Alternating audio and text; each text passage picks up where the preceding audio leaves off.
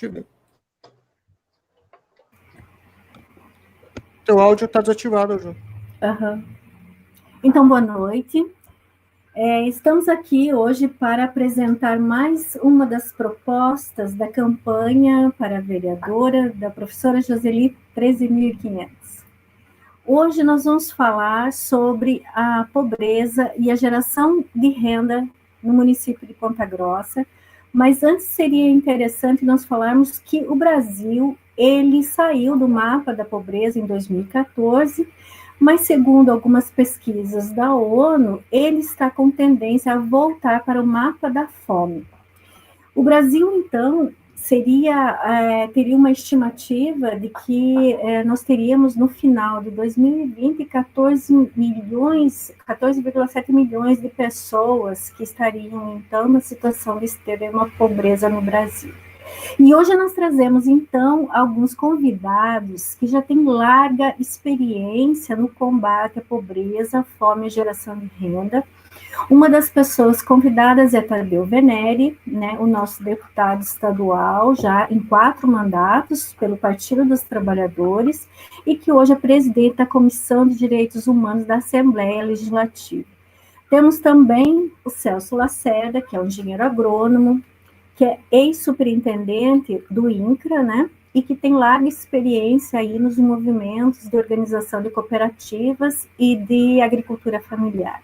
E temos também o meu grande amigo, professor Luiz Alexandre Gonçalves Cunha, amigo de longa data da universidade, dividimos aí boa parte de nossas vidas como colegas de trabalho na Universidade Estadual de Ponta Grossa, e ele coordenou e tem coordenado durante muitos anos a incubadora de empreendimentos solidários, a nossa querida IESOL.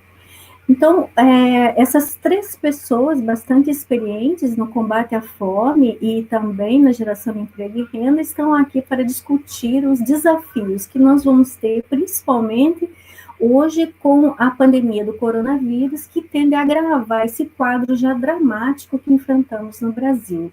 Então, começamos dando a palavra para o Tadeu Venere para fazer as suas colocações, né, e daqui controlaremos o tempo aí em 15 minutos e esperamos que os outros também participantes possam cumprir o mesmo prazo. Obrigado, professora Josi. Primeiro, cumprimentá-la pela iniciativa de colocar seu nome à disposição para que nós tenhamos mais mulheres na política. Cumprimentar o Celso, nosso companheiro de longa caminhada, de longa data, um batalhador aí nas causas sociais e que enfrentou grandes perrengues quando estava no INCRA, né, Celso? Mas sempre foi uma pessoa muito disposta, muito solícita e sempre muito parceiro naquele período que, infelizmente, foi um período muito curto, para o tanto que nós precisamos para fazer as situações que nós temos no Brasil serem revertidas. Um abraço especial também ao professor Alexandre, parceiro também de longa data, né, Alexandre? Companheiro de longas caminhadas também aí, que já tivemos junto em outras ocasiões. Antes de eu só fazer uma consideração, porque eu acho que o Celso e o Alexandre são as pessoas que mais têm a contribuir com esse debate, até porque a fome, eu acho que é um processo que ele não é novo no Brasil e tem uma raiz que eu gostaria apenas de pontuar. Eu quero só fazer uma consideração, que eu acho que a importância das mulheres neste pleito. Talvez motivadas, inclusive, pelo Helenão. Eu brinquei esse dia atrás com uma companheira nossa que é candidata numa cidade também do Norte do Paraná. Eu falei para ela, olha, no dia 15... vote, agora falando uma coisa, vote Joseli, ele não, vote Joseli 13.500 e ele não. Porque eu acho que o movimento ele não, ele despertou para as meninas e para as jovens mulheres uma situação que nós talvez no Brasil não tivéssemos tido paralelo, tivemos alguma coisa semelhante, infelizmente manipulada posteriormente a partir de 2013, com a Juventude de São Paulo, mas que depois tomou um rumo que nós jamais imaginaríamos que acontecesse, e que hoje nós percebemos o quanto aquele movimento foi parte de uma estratégia mundial de desconstrução da esquerda, de avanço do fascismo, assim como foram as primaveras árabes, as revoluções coloridas, o processo de desestabilização do Equador, daqui, da Argentina, do Uruguai. Há um processo mundial, não só com o fascismo avançando, mas com uma recolocação de uma nova ordem mundial, principalmente feita pelos Estados Unidos, de se reposicionarem no mundo numa disputa muito, muito intensa nas últimas 3 décadas com a China e com o bloco, né, China, Irã e Rússia. E acho que nós estamos ensanduichados no meio disso, sabe, Josi? Quando eu digo ensanduichado, assim, a América Latina, que sempre foi o quintal dos Estados Unidos, a partir do momento que deu seu grito muito tímido de uma possível independência, com a criação de BRICS, com a criação de uma relação sul-sul, com um debate sobre a possibilidade da nossa população deixar de ser uma população miserável num país rico, óbvio que o império, e principalmente os impérios que estão num processo de desagregação, como é o caso do Império Americano, reagem com muita violência, como estão reagindo agora. E eu sei que esse não é o debate aqui, mas eu quero justamente por isso cumprimentá-la. Eu tenho visto muitas mulheres em todos os partidos, especialmente nos partidos de centro, esquerda, colocando seus nomes à disposição para que nós possamos ter mais mulheres na política. O Brasil é um dos países que tem o menor índice de mulheres participando da política. Só para ter uma ideia do que significa, na América Latina, nós somos, na ordem inversa, o terceiro país em número de mulheres nos parlamentos, nos ministérios, nos espaços públicos. Só estamos à frente de Belize, veja que coisa absurda, e do Haiti. 2 países com populações muito pequenas, que estão abaixo de nós. No mais, nós estamos atrás de todos os demais países, na América Latina. No mundo nem se fala. A presença feminina nos parlamentos, e que não basta ser presença feminina, precisa ser uma presença feminina com uma participação ativa, como é o seu caso, Josi, como é o caso de tantas mulheres que se dispõem a transformar a história. A presença nos parlamentos, ela está hoje em torno de 11%. E eu me surpreendi quando eu fui conversar sobre isso. Você sabe quanto que era a presença das mulheres em 1940? Em torno de 10%. Ou seja, há 80 anos,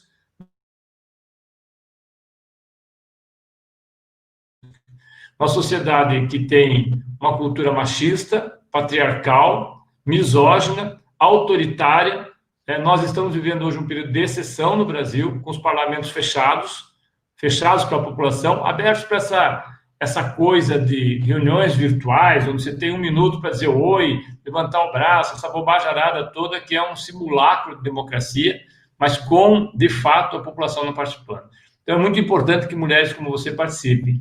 Eu quero simplificar a minha intervenção, entendendo assim, que assim como Josué de Castro fez na década de 20, 30, falando sobre o homem caranguejo, falando sobre a fome, localizada naquele período, após um período muito, muito grave de secas no Nordeste, com a fome no Nordeste, quando ele falava da fome no Nordeste, mas a fome hoje é no Brasil inteiro, a fome em Curitiba, em Ponta Grossa, em São Paulo, em Ubiratã, em qualquer cidade do Brasil, nós temos fome presente. A fome não é um processo, apesar de ser complexa, mas ela não é um processo que decorre exclusivamente da falta de alimentos. Absolutamente, é minha opinião, e posso estar completamente errado, por isso que nós vamos ouvir aqueles que de fato entendem. A fome é um processo político, a fome é uma decisão política, a fome não significa falta de alimentos, a fome significa falta de condições de acessar os alimentos. Nós temos alimentos sendo jogados fora, basta você ir em qualquer restaurante em situação específica. Mas em períodos anteriores, você vai ver a quantidade de alimentos que são jogados fora. Você vai no Ciasas, você vai ver a quantidade de alimentos que são jogados fora. Você vai na sua casa, na minha casa, e você vai ver o quanto nós desperdiçamos de alimento. Então, a fome não é falta de alimentos, a fome é falta de recursos para adquiri-los, e mais do que isso, a fome é um processo político de dominação. Enquanto eu passo fome, eu não tenho como pensar em absolutamente outra coisa. Eu não tenho como pensar em estudar, eu não tenho como pensar em ser cidadão político, eu não tenho como pensar em sobreviver ao dia seguinte se eu estiver com fome. E mais, eu não tenho como ter a honra, que é um termo tão etéreo, né, e às vezes tão vago, depende de quem o utilize, mas aquilo que nós consideramos seus filhos, ver seus filhos com fome é uma desonra permanente. Essa é uma humilhação que é imposta todos os dias a homens e mulheres no nosso país, numa proporção que cada vez mais toma dimensões bíblicas. E isso nos preocupa muito. Nós teremos um pós-pandemia de muita dificuldade. Para alguns, será uma oportunidade de enriquecer muito mais. Vide o que aconteceu essa semana com famílias transferindo para o exterior 40 bilhões de reais e outras recebendo 40 bilhões, 60 bilhões de reais de volta para não pagar o ITCMD, ou seja, para não pagar 2 bilhões de impostos, transferem 60 bilhões de reais. Vide o que aconteceu com os super ricos no Brasil, que no período da pandemia enriqueceram mais de 40 bilhões em dólares. Nós estamos falando de quase 200 bilhões de reais. Então, eu volto a insistir que eu estou há 12 anos, eu sempre tive o convencimento, por tudo que aconteceu, que a fome não é absolutamente necessária. A fome é um processo político decorrente de opções políticas e de dominação política. E eu faço aqui uma saudação especial aos companheiros que, num processo de solidariedade, estão todos os dias fazendo marmitas. Todas as pessoas, de todas as correntes de pensamento, muitas vezes ideologicamente completamente diferente do que nós fizemos e pensamos, mas estão fazendo a sua parte, e especialmente o movimento dos trabalhadores rurais sem terra, que um movimento que é estigmatizado, que é perseguido, que é discriminado, que é humilhado, que não tem absolutamente nenhuma justiça no Brasil, um país que tem terras para vender 100 mil hectares para estrangeiros, não tem 100 mil hectares para aqueles que moram aqui.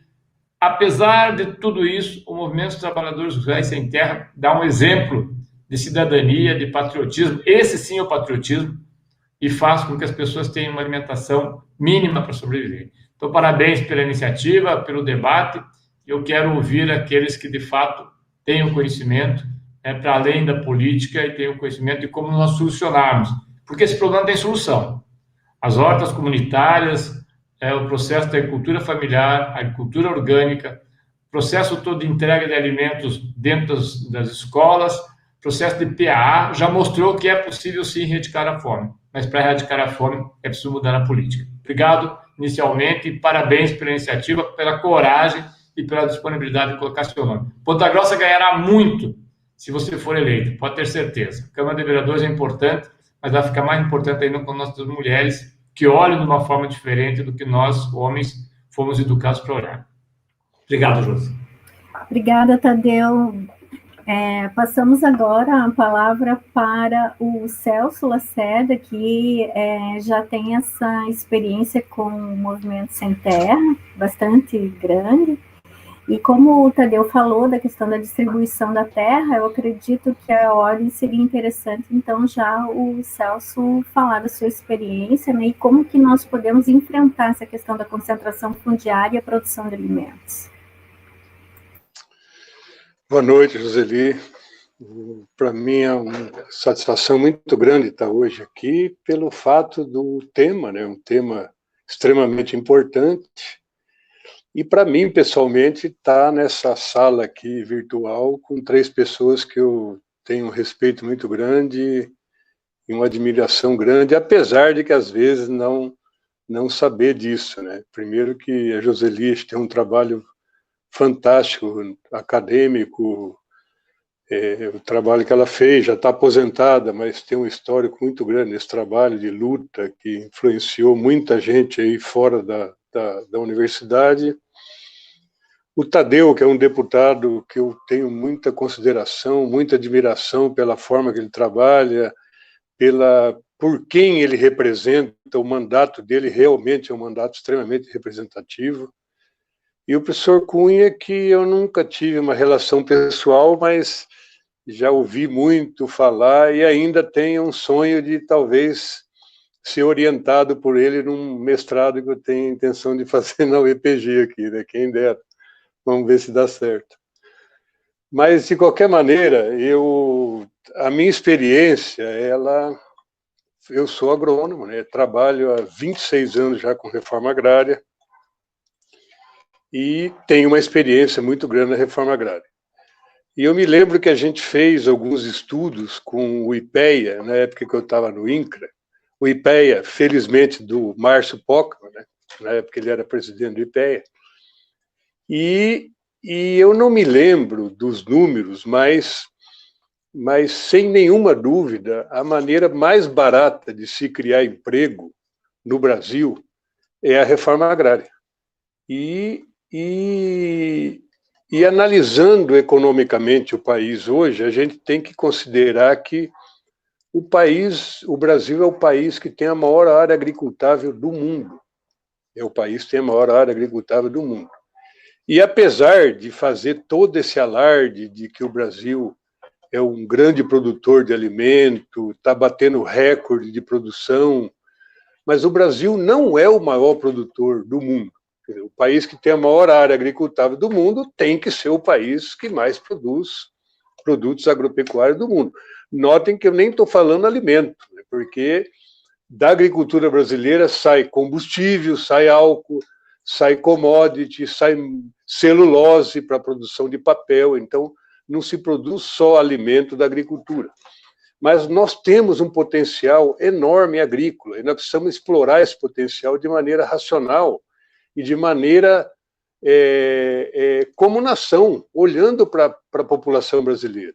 Não explorar esse potencial para favorecer os Estados Unidos, para favorecer a China, para favorecer as grandes multinacionais do agronegócio, que essas sim vêm aqui e ganham dinheiro aqui no Brasil. Só para vocês terem uma ideia, um parêntese, nós fizemos aqui no trabalho que a gente faz aqui no Paraná de assistência técnica, em 2017 nós fizemos um estudo da cadeia do leite, na região oeste do Paraná. E pegamos o leite até o produto menos industrializado do leite, é o pacotinho de leite, que chama o leite barriga mole, que é o leite pasteurizado. Esse é o menor processamento. Então, por exemplo, se a gente vai numa padaria, no supermercado, compra um saquinho de leite por R$3, 4% desses R$3 ficam com o agricultor. Quase 80% ficam com as indústrias antes da produção, que é as que fornecem insumo, que fornecem veneno, que fornecem a ração, que fornecem adubo, que fornecem a semente, que fornecem trator. E o restante fica com os laticínios e o comércio. Então vejam que o agricultor brasileiro, seja até ele o mega latifundiário, ele não se apropria dessa riqueza da agricultura. Quem se apropria são as indústrias. E essas indústrias todas, nenhuma é brasileira, todas são multinacionais. E por antagonismo, antigamente a maioria delas eram americanas, norte-americanas e europeias, e agora quem está concentrando essas indústrias é a China. Então, quer dizer, nós precisamos mudar essa lógica. E como mudar essa lógica?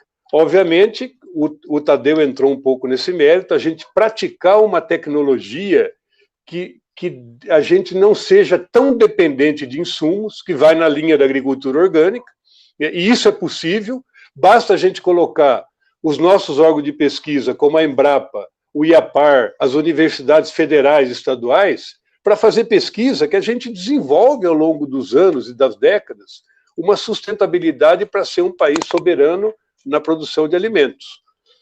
Agora, voltando, que o tempo é muito curto, mas só para dar um panorama da agricultura, voltando um pouco na questão de geração, emprego e combate à fome, primeiro que como eu falei, eu não vou entrar em detalhes, até porque eu também não tenho esses números atualizados, mas a forma mais barata de se gerar emprego no Brasil é a reforma agrária. Até porque nós temos, grande parte da população brasileira ainda tem um elo muito grande com a agricultura, porque a gente é a cópia fiel do desenvolvimento norte-americano. O que significa isso? A população migrando do meio rural para os centros urbanos. Isso vem acontecendo ao longo das últimas décadas. E as pessoas vão para a cidade sem capacitação, sem instrução, sem nada, e vão virar pobre, miserável, com fome. Quer dizer, e isso, inclusive, que gerou o surgimento do MST, do Movimento Sem Terra, foi isso, as pessoas na cidade, sem emprego, passando fome, porque se ela está no campo, ela tem como fazer uma horta, como ter um pé de fruta e comer. Agora, na cidade, não tem como. Você fazer uma horta, porque você vai ter que molhar com água da Sanepar. A tarifa da Sanepar é um absurdo de cara, ninguém consegue fazer uma horta urbana porque não tem como molhar. Nessa seca morre tudo. Então, a forma mais barata de se gerar emprego é voltar essas famílias para o meio rural. Nós também não temos tempo para debater isso aqui, mas é falácia, é mentira aqueles que dizem que a reforma agrária é uma coisa antiquada, arcaica. Se as pessoas voltam para o meio rural, continuam pobres, continuam miseráveis, mentira, isso é mentira. E aí a elite brasileira, que domina a mídia brasileira, ela tem a expertise de passar essa imagem para a população. Aí eu vou dar um exemplo claro. Vou dar um exemplo até aqui no estado do Paraná, de um processo que a gente conduziu, que foi a criação do assentamento Celso Furtado, ali na fazenda da Araupel. Uma terra grilada e já está decidido pela justiça, só falta transitar e julgar o processo. Quer dizer, uma área que a empresa gerava emprego, empregado da empresa, em torno de 120 empregos, o INCRA assentou 1.200 famílias. 1.200. E segundo o IPEA, cada família assentada geram 3 empregos diretos.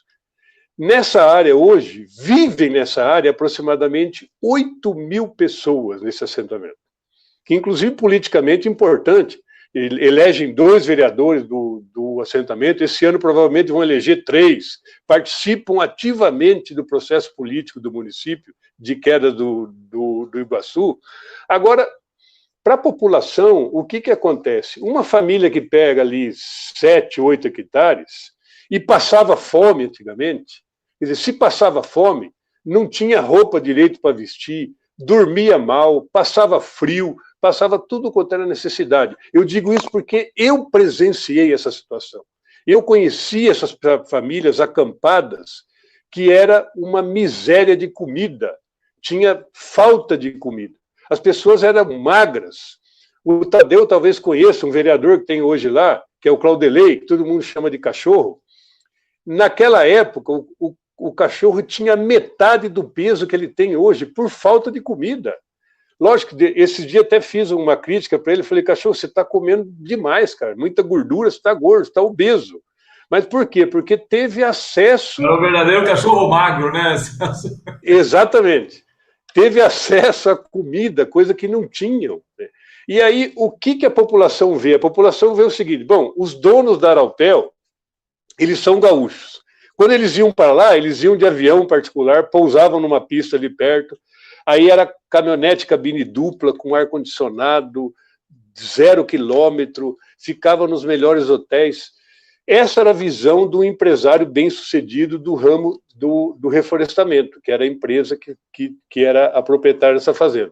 Hoje, você pega uma família que sai de lá, ela sai de moto, numa moto meio velha, ou com um carrinho já com 8, 10 anos de uso, mas não tem ninguém miserável mais. Não tem mais ninguém miserável. Todo mundo tem a sua casinha, tem geladeira dentro da casa, tem freezer, tem televisão, tem acesso à internet, as crianças vão para a escola. A geração de riqueza nessa área, hoje, é muito maior do que era quando era fazenda. Só que ela se distribui por 1.200 famílias. E antigamente ela ficava na mão de uma família. E que tinha 120, 130 empregados. Então, isso é o resultado da reforma agrária, né, que retira de uma situação de pobreza, de fome e de miséria. E aí eu abro um parênteses aqui, só para fazer um comentário curto, assim. Nós, inclusive, não temos noção do que é fome. Eu nunca passei fome na minha vida. Passei momentos de dificuldade, de comer arroz, feijão lá e ovo lá de vez em quando, mas nunca passei fome. Agora, eu presenciei a fome. É uma coisa triste, é muito triste a gente, como ser humano, ver um outro ser humano que não tem comida. Isso perde completamente a dignidade. E, para concluir, eu queria dizer que o Brasil, é isso que, fazendo o link que eu estava dizendo antes, o Brasil tem muita terra. Aqui em Ponta Grossa, vou dar um exemplo claro do que se poderia fazer aqui. Aqui nós temos quase dentro da cidade aqui uma fazenda da Embrapa. Essa fazenda é absolutamente subutilizada pela Embrapa. Tem denúncias, inclusive, de grilagem nessa fazenda, inclusive pelo ex-prefeito Pedro Vosgal, pelo jornalista, que era dono do jornal, Adail Inglês. Tem processos da justiça de reintegração de posse contra essas pessoas que grilavam as terras da Embrapa. E está para ser criado um assentamento lá já faz quase 20 anos, que por problema burocrático se criou até agora, mas essa fazenda poderia, toda ela, que é mais de 4.000 hectares, virar um grande assentamento para produzir alimento. Essas famílias que estão hoje ali, que são um pouco mais de 50 famílias, elas fornecem pelo menos 1/3 da merenda escolar aqui de Ponta Grossa. E nem assentadas elas são ainda. Nem assentadas elas são. Então, imagine-se uma fazenda dessa daqui, de 4.000 e poucos hectares, que daria para assentar ali em torno de umas 400 famílias. O que poderia produzir para poder abastecer o mercado de Ponta Grossa com alimento saudável, alimento orgânico? E aí, concluindo mesmo, que o tempo acho que já estourou, aí precisa da mão do Estado, para poder... O Tadeu falou uma coisa que é absolutamente correta. O problema da fome no mundo não é falta de comida. Tem comida para todo mundo. O problema da fome no mundo é o sistema que nós vivemos, o sistema capitalista, que muitas vezes o capital deixa apodrecer o produto, mas não vai distribuir para quem tem fome. E o problema da consciência mesmo de fazer chegar isso a quem precisa. Aí que precisa da mão do Estado. Eu presenciei esse ano, por exemplo, a 40 quilômetros daqui da minha casa, eu moro aqui em Uvaranas, tem um assentamento e eu, de vez em quando, eu vou lá, de fim de semana, eu tenho muita amizade com o pessoal, vou lá pescar lá numas lagoas, vou passear ali, visitar a turma. Esse ano, o que se perdeu de poncã, de mexerica, de tangerina, que caía no chão e apodrecia, e as pessoas na cidade, muita gente passando fome. Então, isso eu acho que aí precisa da mão do Estado. Ele fomentando a iniciativa, a organização popular, como o próprio professor Cunha pode falar do IESOL daqui a pouco aqui, que é o Instituto de Economia Solidária, que pode fazer muita coisa, mas precisa de incentivo do governo para que possa interligar essa produção do campo com as pessoas que necessitam aqui na cidade. Mas é plenamente possível. E concluo também reiterando o que o Tadeu falou, da importância da Joseli, candidata a vereadora aqui. É fundamental isso. Eu acho que nós tivemos algumas vereadoras aqui que tiveram uma importância grande, né? A última, acredito, foi a Selma Chons, e quem dera a Joseli possa eleger aí o mês que vem e ter mais uma vereadora para fazer um embate mais pró o povo mesmo na Câmara aqui de Ponta Grossa. É isso aí, obrigado. Então, obrigada, Celso e Cunha. O Celso já te chamou, né? Já te chamou aí para falar da tua experiência na organização desses grupos, né, para geração de economia solidária. Então, a palavra é contigo. Perfeito. Boa noite mais uma vez a todos e a Joseli, a todos que também estão assistindo, né? Realmente uma satisfação estar aqui de volta com o Tadeu, companheiro de lutas, né? Desde o Banco do Brasil, né, em Curitiba, fomos colegas. O Celso, eu também não o conheço ainda pessoalmente, agora estou conhecendo nessa nova modalidade, né, online, né, essa nova modalidade de conhecer as pessoas. Então, é uma satisfação. Eu acompanhei bastante o seu trabalho, eu conversava muito com a Joseli, né, sobre o seu trabalho no INCRA, porque eu algum tempo fiquei muito ligado à geografia agrária, né? Então trabalhava muito essa temática e estamos à disposição, né?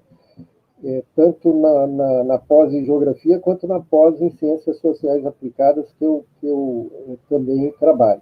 A Joseli, né, como ela falou, né, estamos aí de longa data, né, para ser mais exato, né, 26 de fevereiro de 1996, né, o dia que tomamos posse, né, na universidade, tomamos posse juntos. E eu queria dar aqui meu depoimento, né? Quem me conhece na intimidade sabe que eu comento em casa sobre duas coisas, né? De como seria importante as pessoas que se aposentam, delas, de alguma forma, trazerem a contribuição dela, né? Para a política, para uma série de atividades, né, em que as pessoas, que eu digo que tem dois segmentos, né, são os aposentados, e a Joseli, eu sei que está aposentada só no papel, né, porque ela retornou à universidade e está trabalhando muito, né? Mas, de qualquer forma, a pessoa tem uma agenda um pouco mais civilizada, né?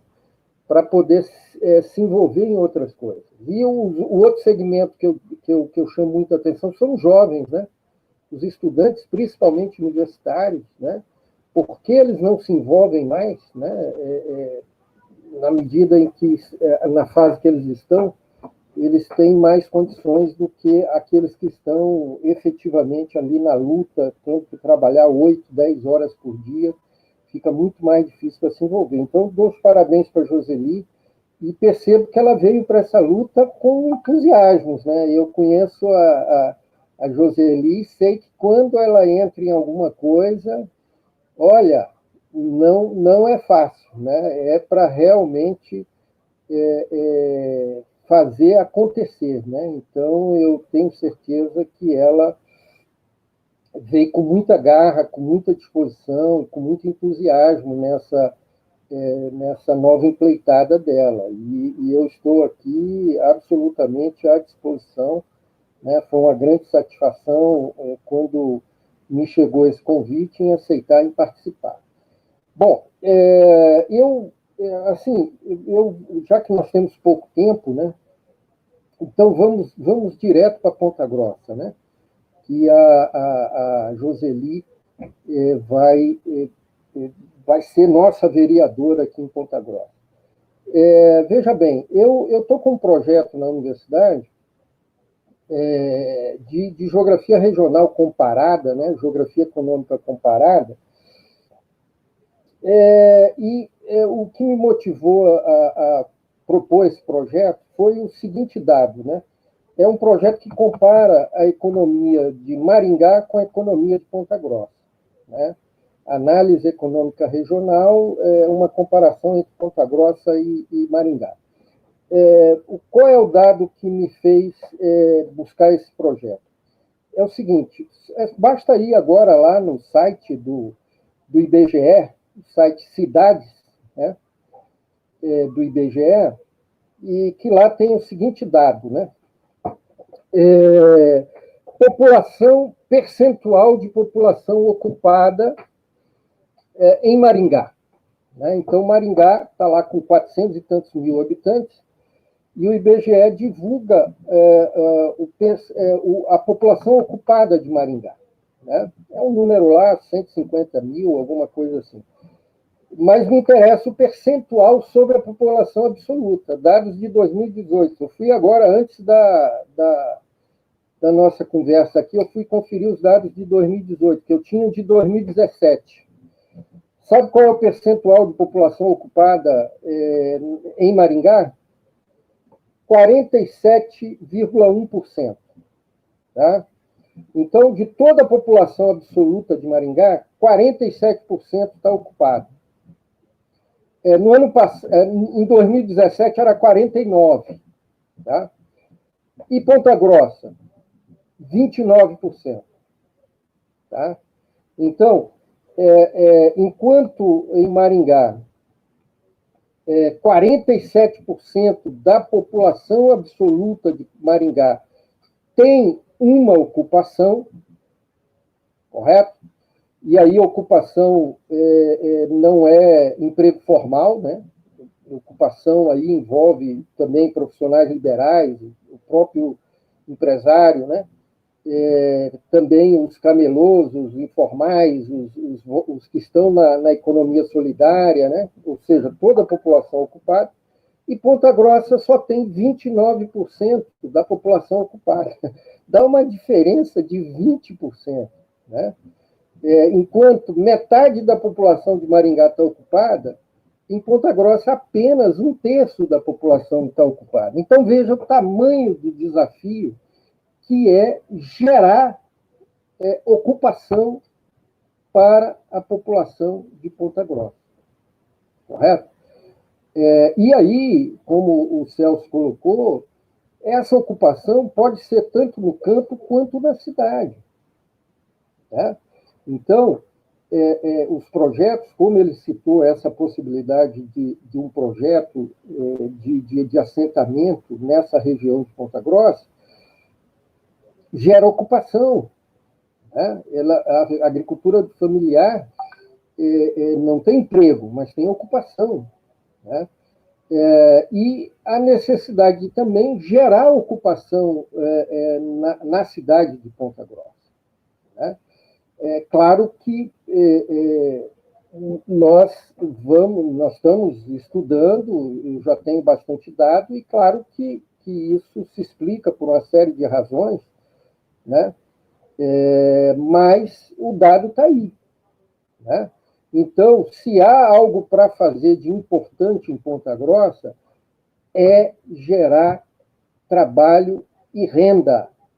Né? É gerar trabalho e renda, ocupação. Né? E aí a gente percebe que, se você vai olhar para a renda per capita de Maringá e Ponta Grossa, é a mesma, R$ 42.000. Se você vai olhar para os níveis de instrução, é o mesmo. Ou seja, tem uma série de dados em que Ponta Grossa e Maringá são bem próximos. Mas o dado que talvez seja mais importante é esse da ocupação. Né? Quer dizer, falta onde trabalhar em Ponta Grossa, onde conseguir renda em Ponta Grossa. E aí a gente sabe qual é o resultado disso. Né? Qual é o resultado disso? Que são os níveis maiores de pobreza, de favelamentos, né? De favelização, quer dizer. Então, esse é uma questão. E a economia solidária,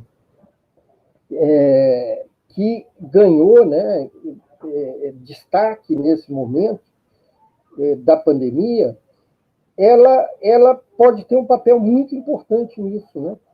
De gerar ocupação. Né? Por exemplo, na área de reciclados, né? Nós temos hoje 5 cooperativas que fazem o processamento do lixo reciclável da cidade. Né? Nós, da IESOL, apoiamos formamos uma, né? Uma lá no Borato, né? Quando nós pegamos aquele grupo de trabalhadores, eles trabalhavam na casa deles. Então, a gente foi lá, a famosa Rua Cascavel, lá ao lado de um arroio, uma pobreza absolutamente chocante. Né? Nós pegamos esse grupo em 2007, né?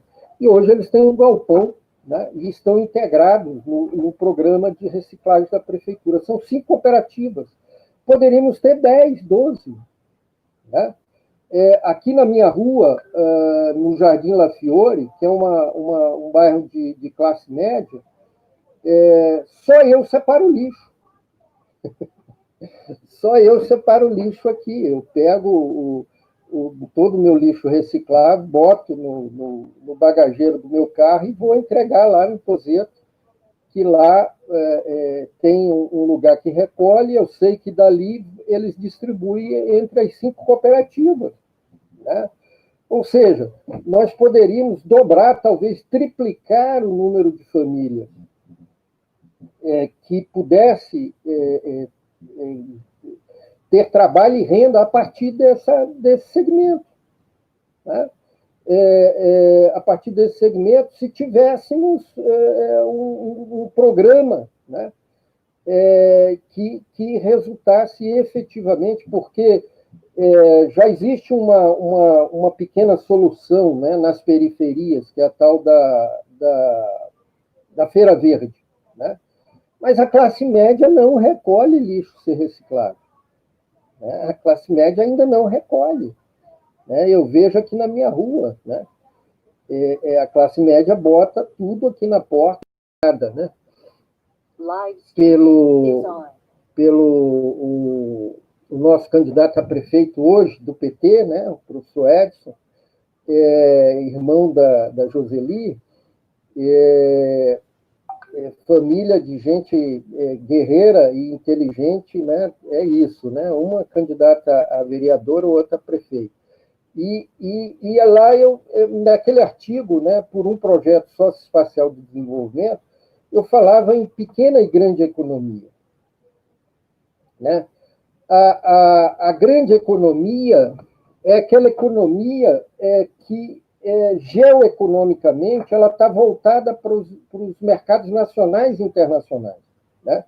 E a pequena economia, ela se volta para os mercados locais e regionais, né? Eu digo até que, em muitos casos, a economia é para um mercado pontual, né? Então, aquele cara que vende cachorro-quente na frente do Colégio Regente Feijó, o mercado dele é pontual, não dá nem para falar em mercado local, é mercado pontual, né? Ele está lá 10 anos, 15 anos, 20 anos, criando a família dele, porque ele tem um ponto na frente do colégio, né? E aí o estudante que sai com fome, que não conseguiu lanchar, ele come um cachorro-quente porque ele sabe, ele sai 10 horas da escola, 10h30, ele come um cachorro-quente porque ele sabe que ele precisa aguentar a fome até meia-noite, quando ele chega lá na periferia, porque para ir para casa ele tem que pegar 3 ônibus, né? Pular de terminal em terminal. Mas aquele cara que vende cachorro-quente, ele fez o papel dele ali, né? Ele tem uma função social, que é alimentar. Eu brinco que eu fiquei uns tempos no Rio fazendo doutorado, e eu brincava assim, eu descobri no Rio a função social do camelô, né? Então, eu fui o único aluno que fiz doutorado no Rio, que fui morar na Baixada Fluminense, né?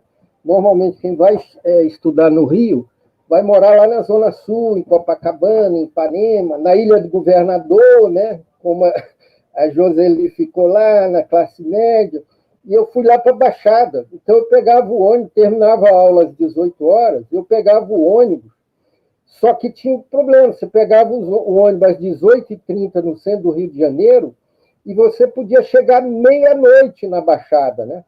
Sabe lá Deus como é que ia estar aquele trânsito. Aí a salvação era o quê? Era o camelô que fazia ponto no teu ônibus, que lá era tudo divididinho, né? Cada camelô cuidava de um ponto final de ônibus. E aí você se abastecia no camelô, porque você sabia que você ia, né, se pegasse um engarrafamento de 4 horas, 5 horas, não ia dar tempo de você pegar a janta em casa, né? Então, eu estou colocando isso para fazer essa ilustração, mas é a questão da pequena economia. Por exemplo, a grande economia em Ponta Grossa vai bem, obrigado, né? Nós temos aí grandes plantas, o pessoal paga bastante CMS, né? Dos 20 maiores ICMS do Estado, uns 12 estão aqui em Ponta Grossa, 10 ou 12, né? Essas grandes plantas industriais. O que nós precisamos criar em Ponta Grossa é uma pequena economia que dê mais oportunidade de ocupação e trabalho para um segmento grande. E aí entra muitas mulheres, né? Por exemplo, em Maringá, as mulheres têm uma uma grande participação, por exemplo, no arranjo produtivo local da confecção, né? Então, é um segmento que emprega muitas costureiras, né? As facções, né? Essa coisa toda. E aqui, Ponta Grossa, as mulheres não têm um segmento como esse, né?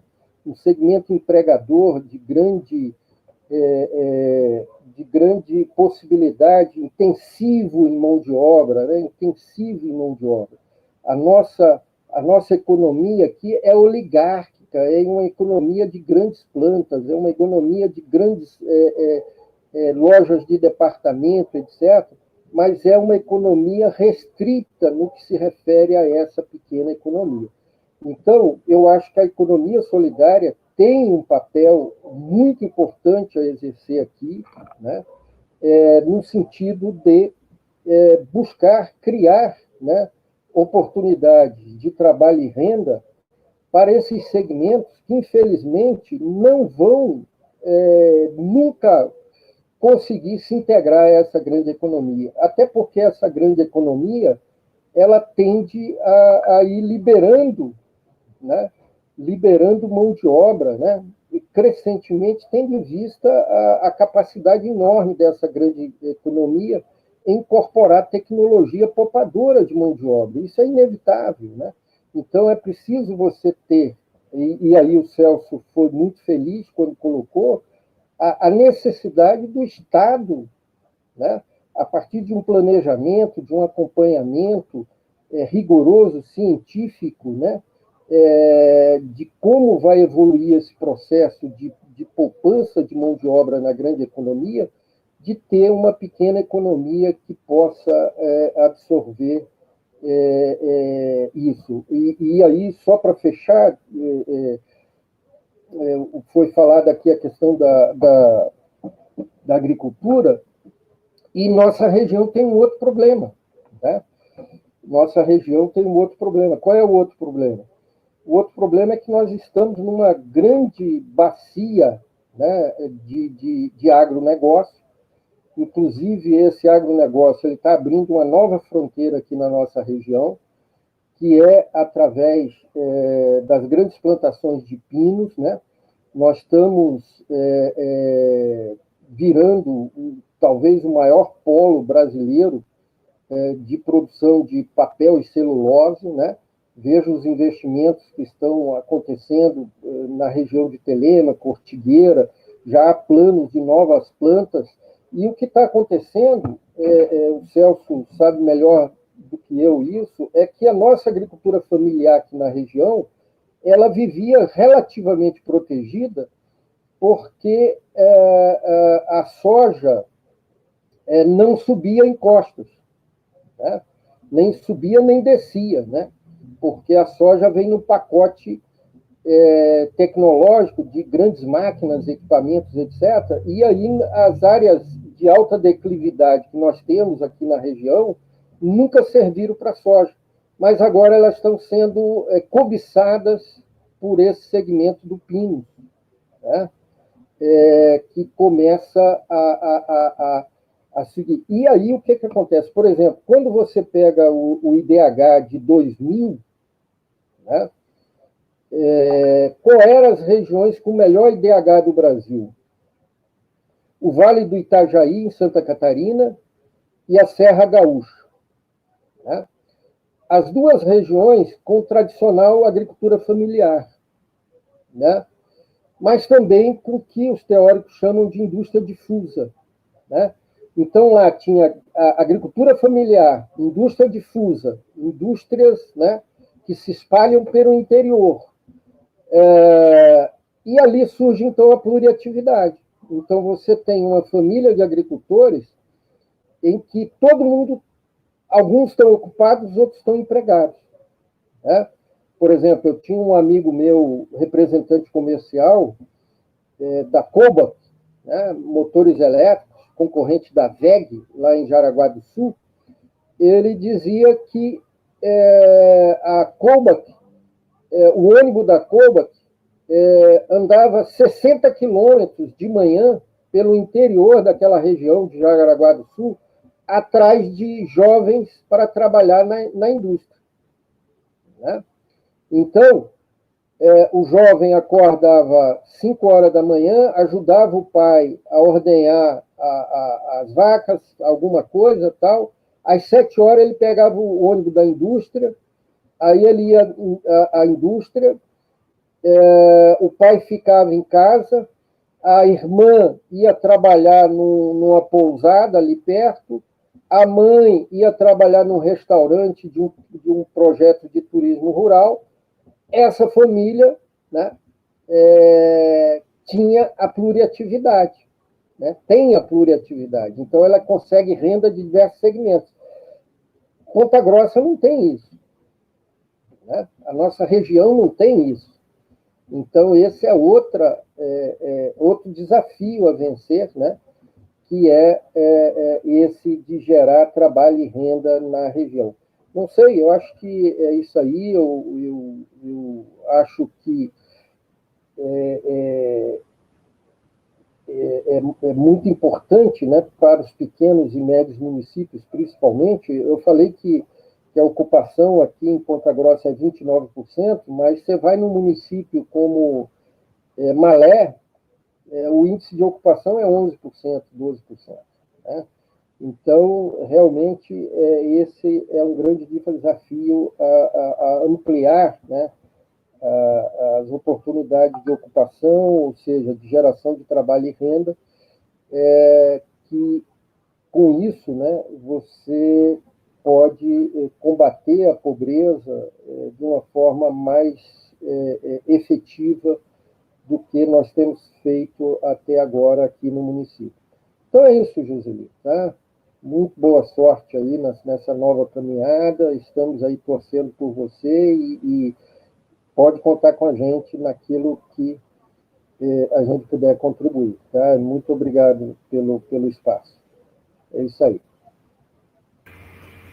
Então, pela síntese que eu pude fazer aqui dos meus colegas especialistas, né, é que, primeiro, o trabalho é mais do que o trabalho.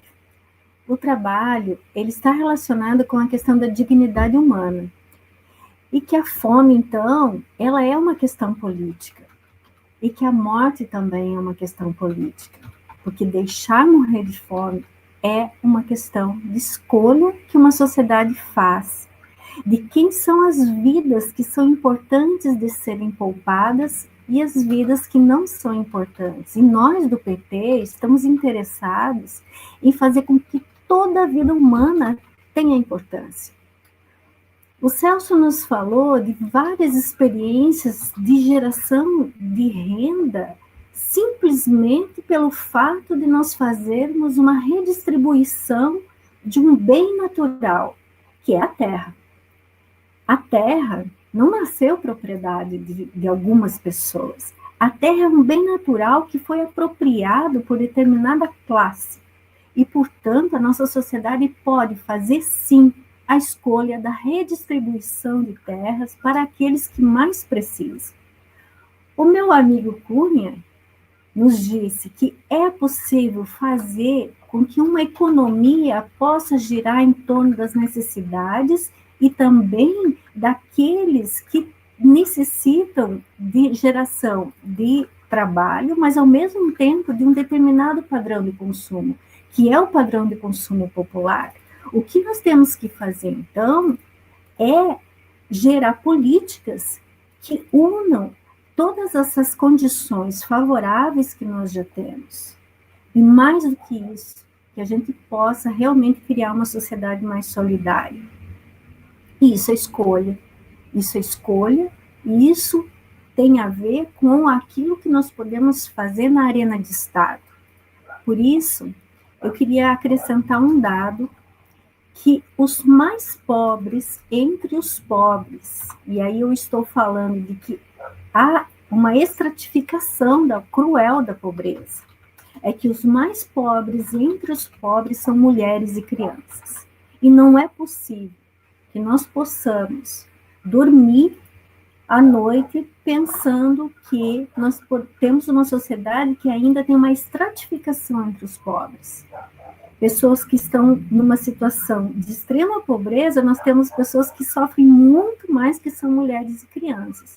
E o problema é que para cada família pobre de uma mulher que tem sob sua guarda direta 4,3 filhos, que é a média das famílias pobres chefiadas por mulheres, nós estamos arriscando de quadruplicar a pobreza para os próximos anos.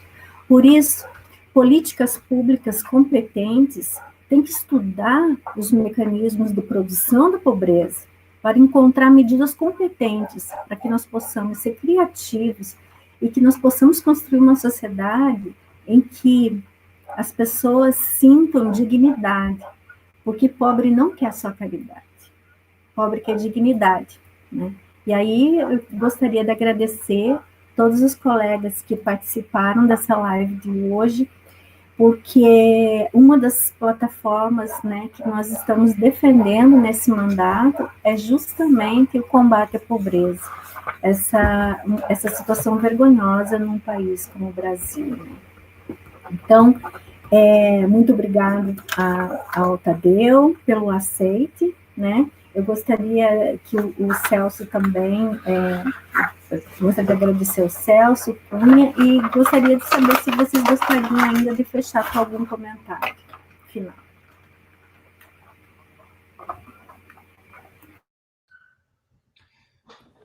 Eu só quero agradecer a você e acho que a sua iniciativa também. Tudo que foi dito aqui tem uma pertinência. Eu volto a insistir, né? A fome não é um processo dos deuses, ela é uma construção, e é uma construção feita aqui. Quando se fala, como foi dito aqui pelo Alexandre, do lixo, nós temos uma experiência muito interessante aqui no Pinhão, em Maricá, com moeda própria, moeda local. Nós temos experiências em outros países com taxação de grandes fortunas para criar uma renda cidadã. Nós temos experiências feitas aqui em Curitiba, e que acho que é possível ser levada para Ponta Grossa, de mercado solidário, de armazém da família, de processo de restaurante popular. A fome não é uma coisa definitiva. A fome é uma escolha. É uma escolha de quem come.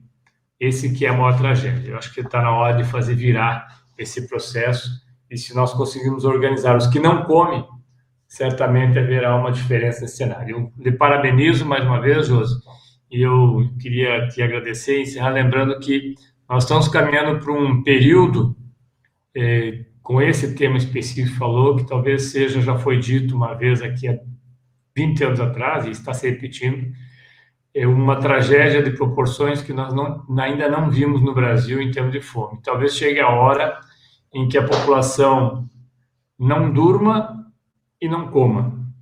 Os que não comem porque têm fome e não têm o que comer, e os que não dormem porque têm medo dos que não têm o que comer. E essa talvez seja a situação mais trágica que a gente vai viver, mas é uma situação construída, por isso que é importante romper com ela. Obrigado mais uma vez, parabéns pela iniciativa, e vamos lá, como eu sempre falo, dia 15 de novembro, vote Joseli 13500, ele não, Joseli 13500, tá bom? Um grande abraço.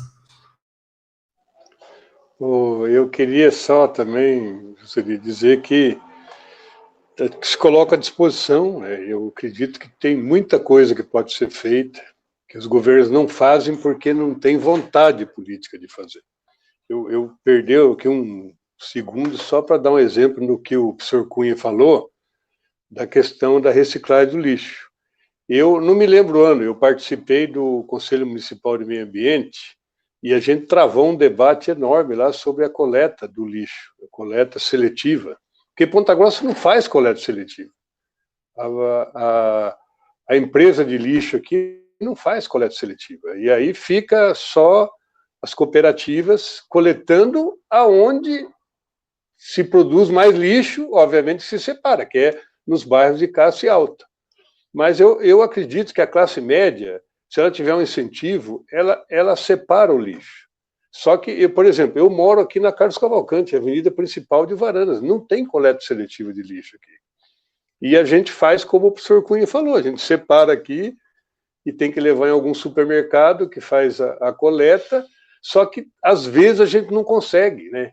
E a gente debatia que se partisse do município fazer uma contratação da empresa de lixo para coletar o lixo reciclável, e essa empresa poderia levar esse lixo na sede das cooperativas para ela fazer a triagem e fazer a separação.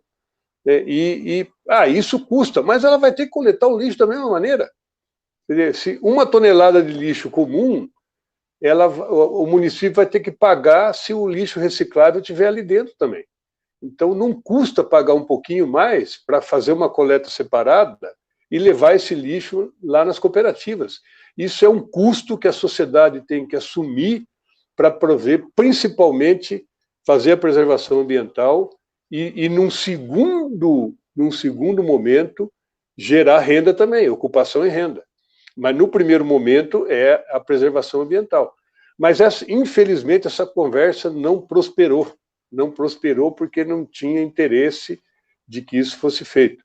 Eu dei um exemplo só de debates que precisam voltar à tona, aqui em Ponta Grossa, que é coisa que não se faz, né? E eu me coloco à disposição também nos assuntos agrícolas e agrários, de segurança alimentar.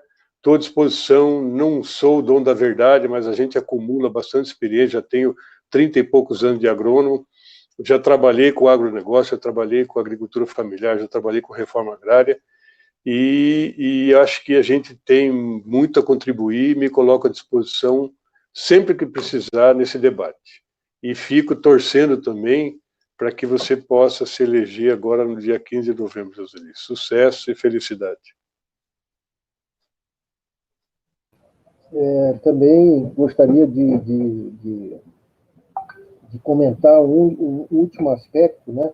Eu, como sagitariano, né, tenho um certo idealismo e também um otimismo exagerado, né? Então, eu estou sempre acreditando que os barões da grande economia possam entender, né, que a pequena economia pode ser complementar à grande economia, né? Porque ninguém da pequena economia vai produzir televisão, ninguém da pequena economia vai produzir carro, ninguém da pequena economia vai produzir alimento de uma forma massificada, né? Então, convencer essa nossa elite que a pequena economia pode ser complementar a essa grande, né? E a renda que se gera na pequena economia, uma boa parte dela vai ser gasta na grande economia, né? Então, por que manter esse país, né, com essa estrutura segregada, né, que não deixa, né, milhões de pessoas participarem, né, melhor da divisão da riqueza que a gente produz, né? Se os barões da grande economia ganham da forma que está, né, o que eles perderão se nós tivermos um mercado interno melhor, né? Eles vão perder o quê? Né? O que eles vão perder se eles abrirem a possibilidade de você abrir mais espaço para essa pequena economia, né? Vão perder o quê? Né? Eu não vejo o que eles vão perder com isso, né? Mas não sei, né? A gente sabe que as coisas não funcionam, né, dessa forma, mas eu sou um eterno otimista, né, no sentido de que eu acredito que argumentos bem colocados, né, podem ter um dia, né, algum efeito. Eu faço meu papelzinho lá no meu cantinho, né, que é a sala de aula, né, buscando realmente sensibilizar, pelo menos, aqueles que passam os espaços que eu frequento. Mas, Joseli, muito boa sorte, tá? Mais uma vez, é uma satisfação estar aqui com o Celso, com o Tadeu, né? E estamos torcendo muito. Eu sei que você daria uma contribuição fantástica, né, para a cidade, ocupando um espaço como esse na Câmara, né?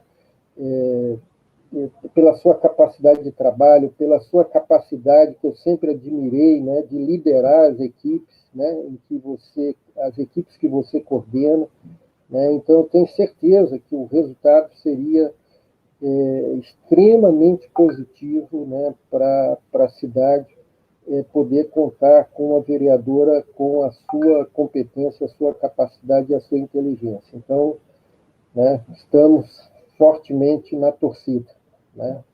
Muito obrigado. Tchau. Então, para todos que nos escutaram, espero que tenham acompanhado as nossas propostas, tenham ouvido os nossos apoiadores.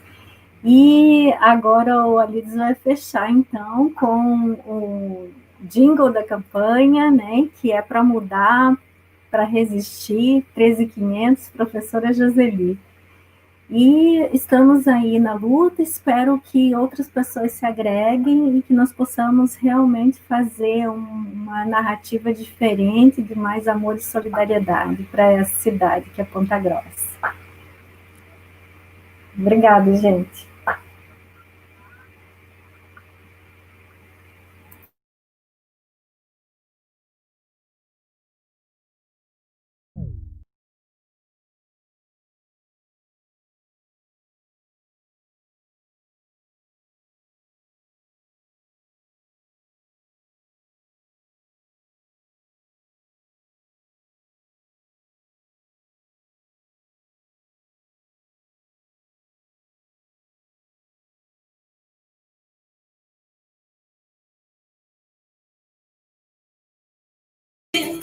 Viemos professora Joseli, vem se juntar, me diz aí, 13.500, professora Joseli, vem pra mudar, pra resistir, 13.500, professora Joseli, vem se juntar, me diz aí, 13.500, professora Joseli, pra acabar com a malandragem dessa gente que se diz varão.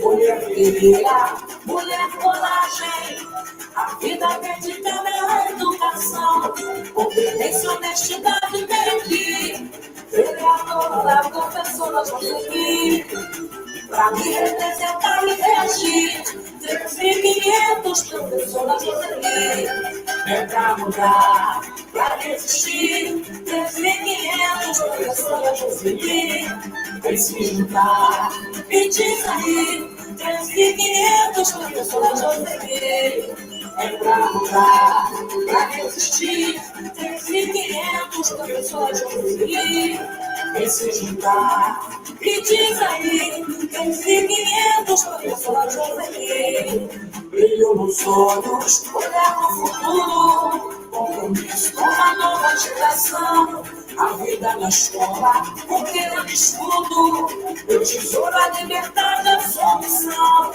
competência, honestidade tem aqui, vereadora, professora Joseli, pra me representar e reagir, 13.500, professora Joseli, é pra mudar, pra resistir, 13.500, professora Joseli, vem se juntar, me diz aí, 13.500, professora Joseli, é pra mudar, pra resistir, 13.500, professora Joseli, vem se juntar, me diz aí, 13.500, professora Joseli.